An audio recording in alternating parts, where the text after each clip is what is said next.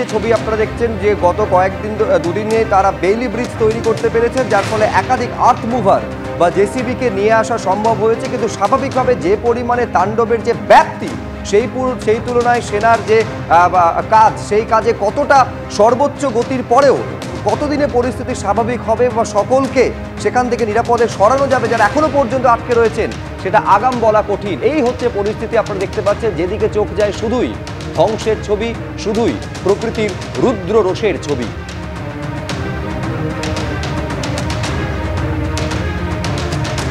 এরই মধ্যে রাহুল গান্ধী এবং প্রিয়াঙ্কা গান্ধী আজকে ফের হাসপাতালে গেছিলেন। দুর্গতদের সঙ্গে তারা কথা বলেন, কি অবস্থায় তারা রয়েছেন তা একেবারে সরেজমিনে খতিয়ে দেখেন।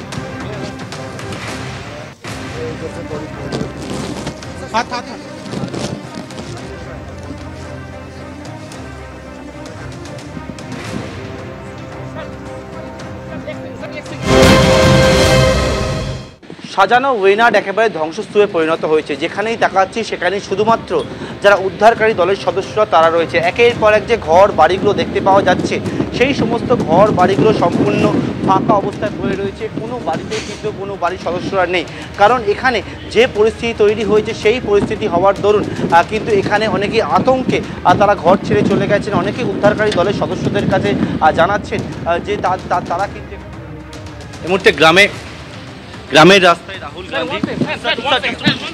রাহুল গান্ধী তিনি কিন্তু এসছেন এবং এই যে গ্রামগুলো রয়েছে, যে গ্রামগুলোর বর্তমানে ঠিক কী পরিস্থিতি সেই বিষয়টা একেবারে খতিয়ে দেখছেন। একেবারে অল্প কয়েকজন নিরাপত্তা রক্ষীকে সঙ্গে নিয়ে রাহুল গান্ধী তিনি এসে পৌঁছেছেন এবং একেবারে ওয়ানাডের বিভিন্ন যে প্রান্তগুলো রয়েছে সেখানে কিন্তু রাহুল গান্ধী এসছেন এবং এসে রাহুল গান্ধী তিনি এখানে কিন্তু নেমেছেন এবং নেমে গোটা বিষয়টা দেখছেন গাড়ি থেকে দেখছেন রাহুল গান্ধী এবং সঙ্গে প্রিয়াঙ্কা গান্ধী তিনিও রয়েছেন। স্থানীয় যারা রয়েছেন তাদের সঙ্গে এই মুহূর্তে রাহুল গান্ধী তিনি কিন্তু কথা বলছেন এবং কি অবস্থা, কি পরিস্থিতি গোটা বিষয়টা দেখছেন। প্রিয়াঙ্কা গান্ধী তিনি রয়েছেন গ্রামের ভেতরে কি পরিস্থিতি সেই বিষয়টা দেখছেন। রাহুল গান্ধী এবং প্রিয়াঙ্কা গান্ধী একসঙ্গে গাড়িতে করে অল্প কয়েকজন নিরাপত্তা রক্ষীকে সঙ্গে নিয়ে রাহুল গান্ধী এই মুহূর্তে গ্রামের মধ্যে ভিজিট করছেন। ক্যামেরা শ্যামল জানার সঙ্গে পার্থপ্রতিম ঘোষ, এবিপি আনন্দ। বাংলার অনেকেই যারা পরিযায়ী শ্রমিক তারা কিন্তু ওয়েনাডে তারা আটকে রয়েছে এবং তেমনটা জানা যাচ্ছে। অনেকের সঙ্গে যোগাযোগ করা গেছে কিন্তু অনেকের সঙ্গে যোগাযোগ করতে পারা যায়নি, তবে তারা সুস্থ আছে বলেই তারা মনে করছেন। এই মুহূর্তে আমি রয়েছি মুন্ডাক্কাই গ্রামে। এই মুন্ডাক্কাই গ্রামটা কিন্তু পাহাড়ের অনেকটাই ওপরে এবং সেই জায়গার ছবিটা দেখাবো। উদ্ধারকারী দেখো ধ্বংসের যে রূপটা সেটা দেখাবো।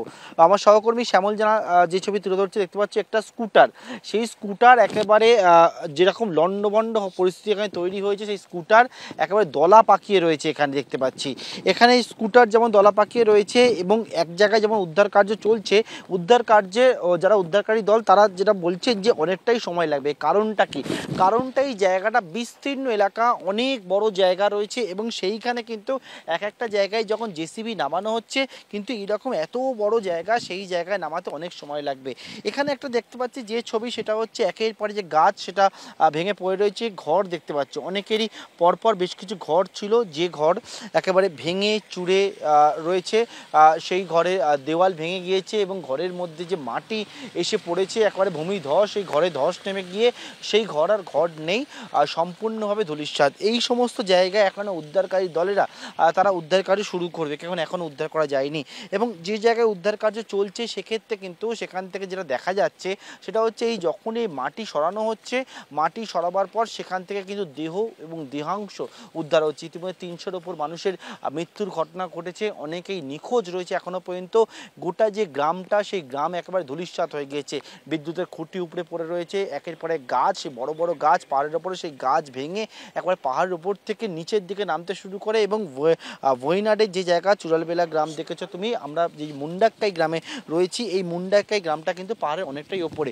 পাহাড়ের ওপর থেকে যখন জল এবং মাটি, কাদা মাটি নামতে শুরু করে একেবারে একের পর এক গ্রামগুলো কার্যত ধুয়ে যায় এবং এখান থেকেই কিন্তু একেবারে আরও প্রায় 5 কিলোমিটার দূরে চুড়ালবেলা গ্রাম এবং যেখানে আরও তার থেকে প্রায় 3-4 কিলোমিটার দূরে সেখানে কিন্তু যেই জায়গায় রাস্তা রয়েছে সেইখানে উদ্ধারকারী দলেরা ব্রিজ বানিয়েছে, আসছেন তারা এবং এখানে যাতায়াতের যে রাস্তা রয়েছে সেখানে সেই যাতায়াতের জন্য রাস্তা থাকলেও সেখানে আসতে পারছে না। আজকে সেই রাস্তা তৈরি করা হয়েছে এবং গোটা এলাকা ছবিটা একটাই, সেটা হচ্ছে ধ্বংসের রূপ নিয়েছে।